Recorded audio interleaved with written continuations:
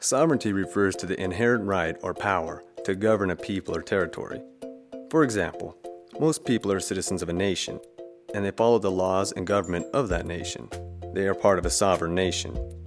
Before this continent was colonized, there were lots of people who belonged to lots of separate, sovereign nations, each with their own set of laws and government. But then non-native people arrived who wanted the land for themselves, so they made treaties with the native people. Treaties are agreements between two nations.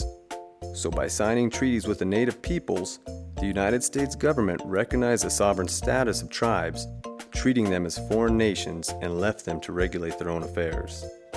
They also created reservations for most Indian people. Reservations are designed by treaty, executive order, or action of Congress.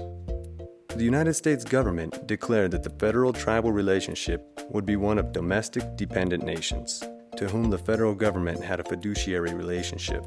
U.S. presidents used to call themselves the Great Father to Indian people. So they made legislation that treated the U.S. government as the guardian of Indian peoples. Most Indian land is held in trust by the United States, and the United States has overriding power over Indian affairs. But because tribes were recognized as sovereign nations in those treaties, they still reserve the rights they have never given away, like the right to govern themselves.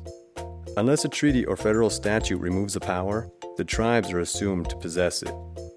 And state laws generally do not apply to tribal members in Indian country.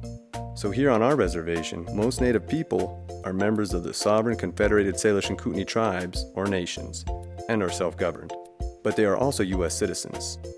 It is a complicated nation within a nation system that keeps Indian law attorneys and administrators on their toes, but preserves a fundamental right and freedom for native peoples throughout the United States.